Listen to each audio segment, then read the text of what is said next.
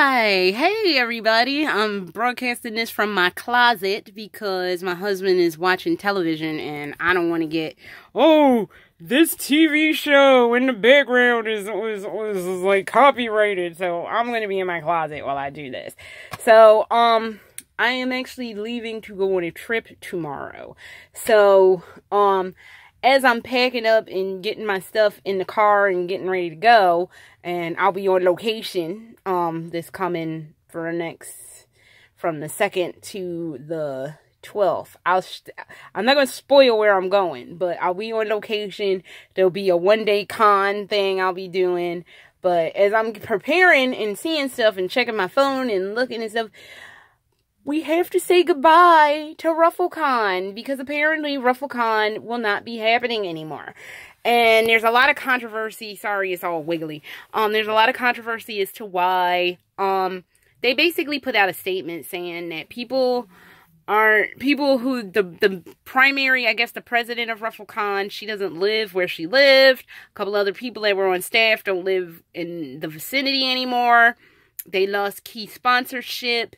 I know we went over the Simplicity debacle, and just like a whole host of sound valid reasons why RuffleCon just is not going to be going on anymore. And I am very sad to see RuffleCon go because I've always wanted to go to RuffleCon.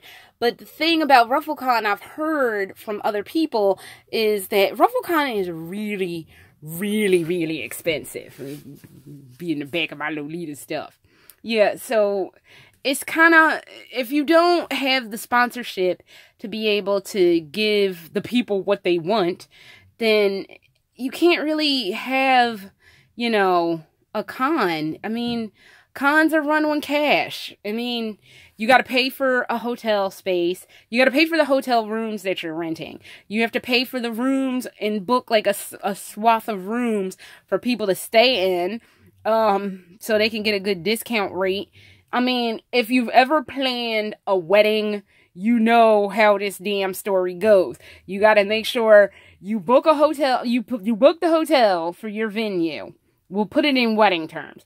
When you book the hotel, you have to book the ballroom for a set amount of hours.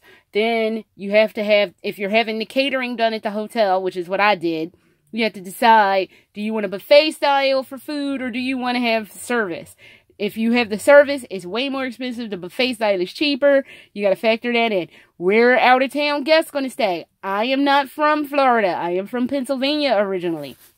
My family who came down for the wedding, they were all from Pennsylvania. So we had to have people who were, my best friend lives in California. She had to, you know, get her shit together and fly here. And she had to get in a hotel. That was what those blocks of rooms for the wedding was for. Granted, my husband and his family's from Miami, but they drove up and drove back. So they didn't need the rooms. We did. So I don't even know.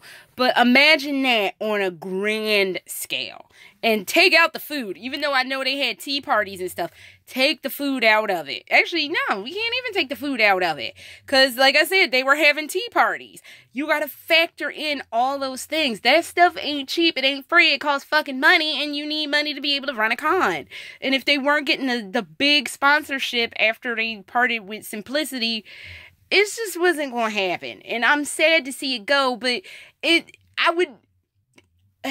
And I don't know if this sounds mean, but I would far rather see people make a sensible choice than try to do something and it's just a hot damn disaster. Because they tried to, you know, throw a massive party with like $4. So I would rather see people make a sound financial decision and a sound decision for their sanity. Because I almost lost my damn mind planning the wedding. I can't imagine what planning a convention for multiple days is like. Excuse me, I'm sorry for burping, but I'm sorry to see RuffleCon go. I'm sure I'll have more on this when I'm, like, not in a place where I'm trying to pack and leave for a trip, and it's not a close-by trip. So, but I will have more. I'm sorry I've been gone for 3 weeks. I've been preparing for this trip. I've been, you know, lunching pretty much. I ain't been doing dick, but I've been preparing mostly for this trip and trying to get my shit together. So that is all I have, and I will see y'all when we are on location starting tomorrow. Because I get into my location like around 2. And I should be at the hotel by like 4 or 5. So, and that's that place's time. So, I'm not, like I said, I want to kind of spoil it, but I won't spoil it. You will see where we're going. So, I will see y'all then. Later.